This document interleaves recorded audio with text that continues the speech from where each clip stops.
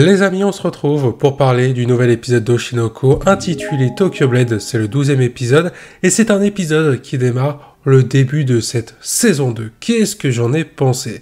Alors cet épisode, il aborde une thématique qui est très simple, c'est comment aborder une pièce de théâtre pour l'adaptation d'origine d'un manga, qui est donc Tokyo Blade, sur ce qui nous est présenté dans cet épisode et qui nous avait été présenté aussi dans les épisodes précédents. Il est très intéressant de voir qu'on nous explique qu'il y a des émotions à retranscrire qui doivent être pareilles, ce sont les mêmes émotions, mais qui doivent être retranscrites différemment par rapport à ce qui est un manga papier et par rapport à ce que doit être une pièce théâtrale. Forcément, au niveau de la réalisation, de la mise en scène, c'est complètement différent. Il y a d'autres ressorts qui est utilisé. Et cet épisode, franchement, nous l'explique parfaitement, très bien, nous explique vraiment tous les points très importants, qu'il y a des émotions, certes, qui sont pareilles, qui doivent être condensées. Des fois, il y a des choses qu'on doit retirer et d'autres qu'on doit garder pour tout simplement garder le même message d'origine par rapport au manga. On doit toujours garder le message qu'inspire le manga d'origine à travers la pièce de théâtre par rapport à son adaptation.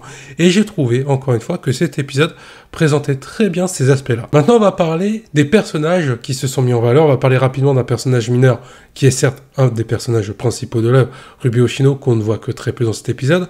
Elle nous fait un petit rappel de ses objectifs, qu'elle veut continuer à devenir une artiste, qu'elle veut continuer de poursuivre le rêve de sa mère Ayoshino, qui est décédée lors de l'épisode numéro 1. Elle nous parle aussi de son frère, le personnage d'Aqua, qui lui continue de sortir avec Akane et qui, selon Ruby, a un comportement de bâtard, notamment à l'égard de Kana, parce que Aqua, il joue dans la même pièce que Akane, mais aussi que Kana. Donc, il y a toujours ce triangle, on va y revenir dans quelques instants, qui est mis en valeur dans cet épisode. Il y a un développement individuel pour les personnages, mais aussi collectif. Mais ce qui est intéressant, c'est que Ruby insiste sur le fait qu'elle ne comprend pas pourquoi Aqua continue de jouer, d'enchaîner différents rôles alors qu'il ne veut pas devenir un acteur. Du côté de Aqua, on a la transition parfaite. Aqua, il nous confirme encore une fois ses objectifs. Il ne veut pas devenir un acteur.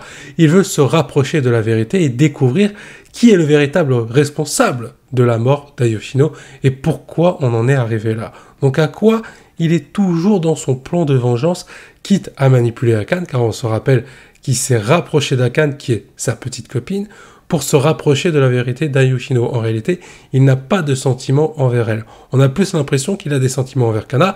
D'ailleurs, dans cet épisode, il ne fait que regarder Kana et il n'hésite pas à provoquer à plusieurs reprises sa petite copine Akane. On arrive du coup à ce trio que j'ai évoqué, un trio qui est amené à se développer, ce trio un peu amoureux, mais aussi où il y a une forme de rivalité théâtrale. On arrive sur le trio Aqua, Akane, ainsi que Kana. Aqua, on l'a vu dans cet épisode, il est vraiment solitaire, il ne se mélange pas aux autres qui travaillent pour l'adaptation de Tokyo Blade. Akane, elle essaie de se surpasser, elle essaie d'apprendre des autres, elle est en rivalité constante avec Kana par rapport à Aqua, mais en rivalité par rapport à cette pièce, elle veut être meilleure que Kana. Kana, elle est dans un style différent, elle s'adapte aux autres acteurs qui sont plutôt mauvais, pour pouvoir donner quelque chose de plutôt intéressant à regarder. Donc Kana baisse son niveau d'actrice pour pouvoir rendre la pièce beaucoup plus abordable d'un point de vue visuel. Et ce qui est intéressant à un moment donné, c'est qu'on a un personnage, le metteur en scène, enfin quelqu'un qui fait partie de la production, qui dit que pour lui, Akane est légèrement au-dessus de Kana, mais il a une préférence pour Kana par rapport au sacrifice que fait Kana. À un moment donné, Kana parvient à prendre le dessus sur Akane, car elle tombe sur un acteur qui est talentueux. Donc à ce moment-là, Kana n'a pas besoin de se retenir, elle se met clairement à un niveau bien plus au-dessus de ce qu'on a pu voir auparavant. Donc clairement, le niveau de Kana surpasse celui d'Akane, qui la met en doute de son côté. Donc là, Akane, à ce moment-là, elle essaye d'apprendre, elle continue de réfléchir en disant qu'est-ce qu'elle peut faire de mieux par rapport à Kana, comment elle peut faire pour imprégner au mieux le rôle qu'elle joue dans cette pièce qui adapte le manga Tokyo Blade. Et c'est vraiment là qu'on a une belle construction, une belle rivalité théâtrale entre Akane et Kana, qui est issue de la rivalité amoureuse entre ces deux personnages par rapport à Aqua. Je trouve que ce trio amène à une vraie liaison en termes de développement. Ça permet à chaque personnage individuellement de progresser, d'apprendre et d'évoluer. Mais en plus de ça, lorsqu'ils sont ensemble, lorsqu'il y a un aspect collectif dans le développement, ça amène quelque chose de très intéressant et agréable à découvrir. On a envie de savoir ce que va faire Kana par rapport à quoi, on a envie de voir ce que va faire Akane vis-à-vis de Kana pour essayer de garder à quoi, comment elle va se surpasser, sans se dénaturer. Et c'est la même chose pour les autres personnages, et le rendu est vraiment sympathique. Cet épisode, pour revenir un petit peu sur les caractéristiques d'une adaptation théâtrale par rapport à ce type de projet, j'aime beaucoup comment les metteurs en scène, la production de ce projet, nous parlent de leur casting, comment ils ont choisi les acteurs, qu'est-ce qu'ils vont faire pour en tirer le meilleur. Le fait qu'il y a une rivalité qui s'inscrit entre les différents groupes d'acteurs. On va dire qu'il y a des acteurs du côté du groupe de Lalalai et des acteurs qui sont extérieurs, notamment représentés par Kana ainsi qu'Aqua. Et il y a une rivalité entre ces deux groupes parce que forcément, ils n'ont pas les mêmes codes, la même éducation, on va dire, sur ce type de projet par rapport à leur apprentissage.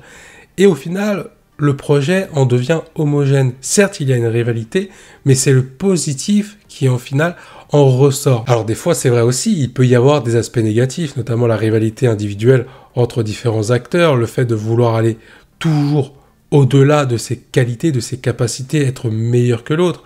Alors oui, c'est positif, parce qu'au final, tu fais toujours du mieux que tu peux pour être le meilleur, et donc que le projet, au final, soit encore mieux que possible.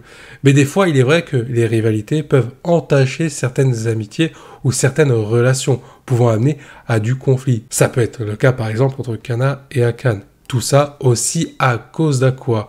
Et c'est intéressant de voir un peu l'effet domino de tout ça. Ce qui est d'ailleurs assez drôle avec le personnage d'Aqua, et c'est un petit peu ironique, c'est que ce personnage, il joue son propre rôle. Il joue le rôle de vengeur. Il a l'objectif de découvrir la vérité autour de ce qui s'est passé par rapport à Samurai Yoshino, alors que là, il doit interpréter un rôle dans Tokyo Blade, et ce qui est assez incroyable, c'est qu'il ne veut pas devenir acteur, mais par contre, tout le monde est unanime.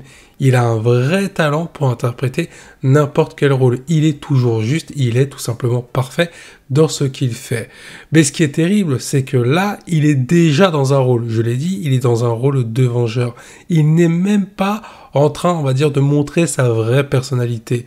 C'est-à-dire qu'il joue limite un double rôle, si ce n'est même un triple rôle par rapport à ce qu'il fait à l'égard d'Akane, par rapport à Kana, et par rapport à tout ce qui se passe autour de la mort d'Ayoshino. Le personnage d'Aqua, c'est un peu un caméléon. Il est capable de se fondre dans la masse. En tout cas, cet épisode, pour une reprise de l'anime d'Oshinoko avec ce début de saison 2, il était topissime. Et petite mention pour l'opening et l'ending, qui était tout simplement incroyable.